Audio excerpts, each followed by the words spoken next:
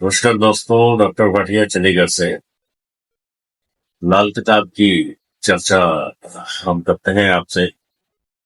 आज का मेरा टॉपिक है मंदे ग्रह, उनकी पहचान कैसे करें और उनके उपाय क्या करें।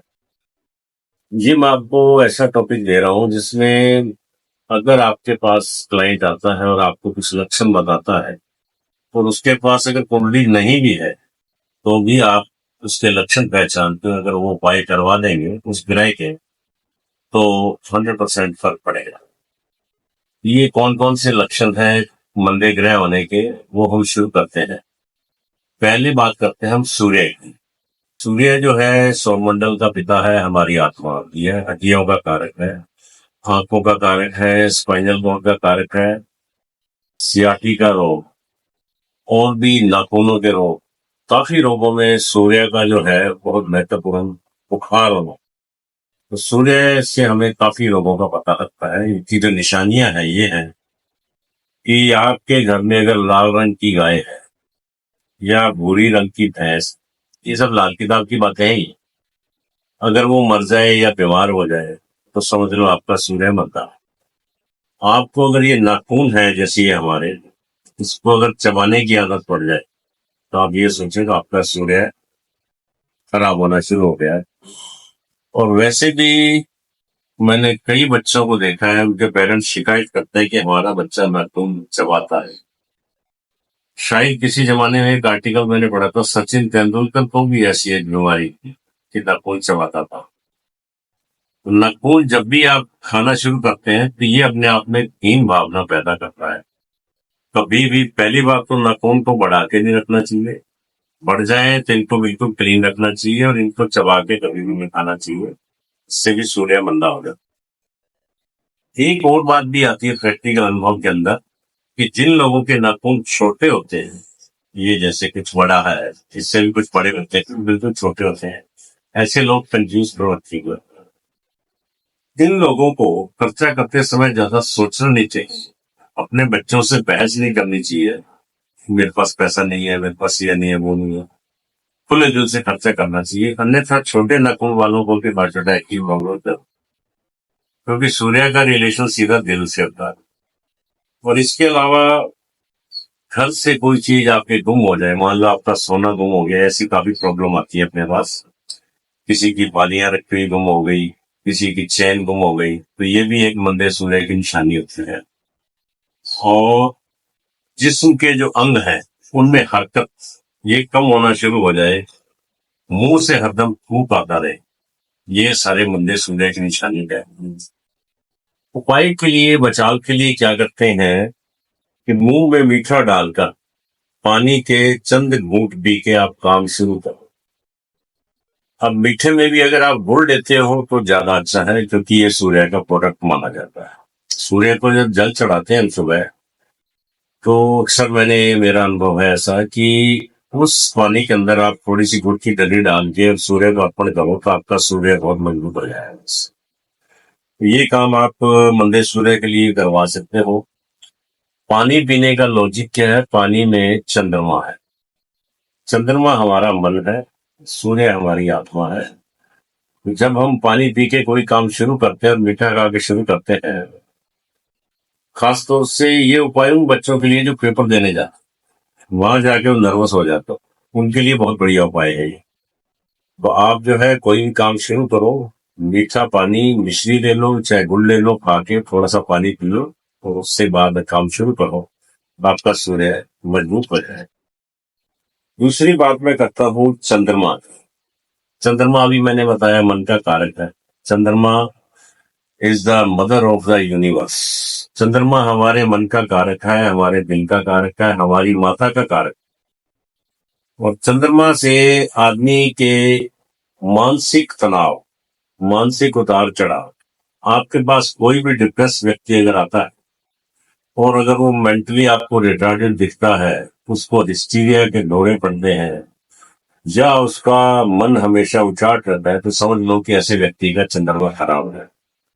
और मंदा चंद्रमा जो है, इसकी निशानी ये है कि आपके घर के अंदर अगर दूध देने वाले जानवर है वो मरना शुरू हो जाए, ये भी मंदे चंद्र की निशानी है। हालांकि आजकल लोग गाय बकरी भैंस कम रखने लग गए हैं, बट ये वो लोग हैं जो जिम्मेदार हैं, जिनके पास काफी जायदाद है, उनके लिए ये पॉइंट बड़ा कारगर है।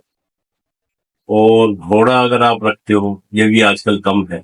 बच्चों की लाल किताब की चीजें हैं, उसकी डेथ हो जाए, घोड़ा मर जाए, ये भी एक निशानी मंदे चंद्र की होती है। कुआं आपका है, आपने ये ट्यूबवेल खुदवा रखा है, वो खुश्क हो जाए यानी कि सूख जाए, ये भी मंदा चंद्रमा है। महसूस करने की ताकत यानी कि फीलिंग्स आपके पास कम होना शुरू हो जाए, समझ लो कि आपका चंद्रमा खराब है। हर बात पे आपको रोना आता है, हर बात पे आंसू आते हैं, खासतौर से औरतों को मैंने देखा है काफी डिप्रेस रहती है। तो ये मंदे चंद्रमा की निशानियां हैं। इसमें सबसे बढ़िया उपाय ये है कि माता के चरण छू के आप कोई भी काम शुरू करो, तो निश्चित रूप से आपका चंद्र मजबूत होगा। और चंद्रमा चूंकि मन का कारक है, तो चौथे चंद्रमा वाले को ऐसा भी लिखती है लाल किताब के, दूध का व्यापार नहीं करना चाहिए। तो दूध के अगर आप प्रोडक्ट बेच रहे हो, तो ऐसा काम आपको बंद कर देना चाहिए। छठा अगर आपका चंद्रमा है, आठवां है या 12वां है, तो रात्रि को दूध का सेवन ना करें। अगर आप करते हैं, उसके अंदर कुछ प्रोडक्ट डाल लें, रूह अफ़ज़ा डाल लें या केसर डाल लें या हल्दी डाल लें, तो उसमें दूसरा ग्रह का एडिशन हो जाता है, वो दूध आप सेवन कर सकते हैं। मंदे चंद्रमा के प्रभाव को कम करने के लिए आप पूर्णिमा की रात को खीर बना के छत पे रखें, उससे भी काफी लाभ मिलता है। तीसरा पॉइंट मेरा है मंगल का। मंगल जो है, अगर आपके बच्चे बार बार पैदा होते हैं और मर जाते हैं, तो ऐसे व्यक्ति का मंगल खराब होता है। भाई से आपका रिलेशन खराब है, खासतौर से छोटे भाई से, या छोटा भाई मुसीबत में है, तो ये मान के चलिए कि आपका मंगल खराब है। जमीन जायदाद के झगड़े हैं, आपसी रंजिश है, अगर ऐसा चल रहा है तो निश्चित रूप से आपका मंगल खराब है। आंखों में आपके प्रॉब्लम होगी, तो भी मंगल खराब है। खून खराबा हो जाना, गोली चल जाना, बिना किसी बात के विवाद का बढ़ जाना, ये सब बद मंगल की निशानियां हैं। खून का रंग आपका पीला पड़ जाना, कई हाथों में हमने देखा है कि इस तरह से जब हाथ करते हैं, तो यहाँ पे लाली नहीं आती, पीलापन रहता है। ये नाखून है, इनमें खून नहीं दिखता, ये भी पीलेपन में नजर आने लगता है। इसका मतलब ये है कि आपका हीमोग्लोबिन जो है कम हो रहा है। इसका मतलब डॉक्टर की भाषा में, मेडिकल की भाषा में ये भी कह सकते हैं कि बॉडी के अंदर आरबीसी आपके कम हो रहे हैं, डब्ल्यूबीसी बढ़ रहे हैं। तो ऐसे व्यक्ति को चाहिए कि मंगल के उपाय वो करे। खून के, ब्लड के बढ़ाने के सप्लीमेंट वो यूज कर सकता है। और सफेद सुरमा, उसको अगर आंखों में डाले, तो बड़े अच्छे रिजल्ट मिल सकते हैं। दाएं हाथ के अंदर, जो आपका राइट हैंड है, इसमें अगर वो तांबे का कड़ा एक डाल लेता है, तो भी अच्छे रिजल्ट मिल सकते हैं।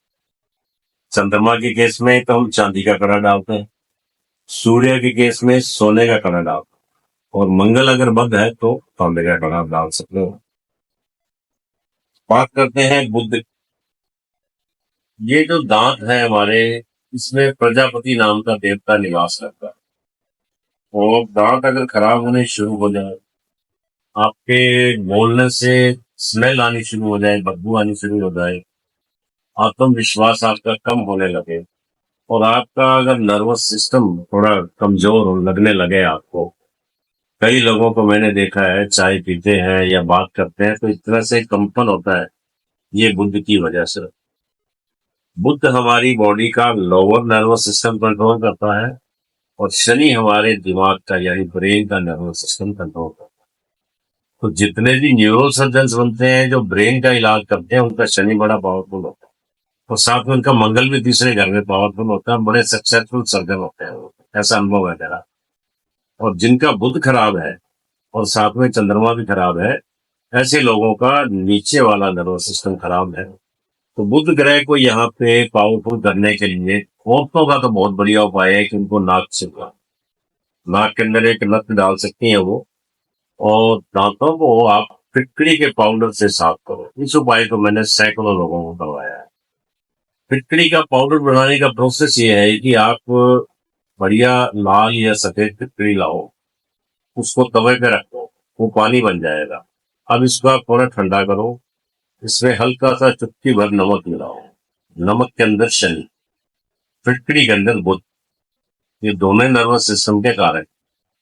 अब इसको आप वापस ठंडा करके इसको मिक्सी में डाल के पूरा ग्राइंड कर लो, पाउडर बनाओ। इसको बाथरूम में रखो और 40 डेज लगातार आपने दांत को इस उंगली से घिसना, इस तरह से साफ करना। रीजन ये है कि वो तो है बुध दांत, और ये उंगली है बृहस्पति। जब बृहस्पति से हम इसको बुध को घिसते हैं तो बुध का बुरा प्रभाव कम हो जाता है।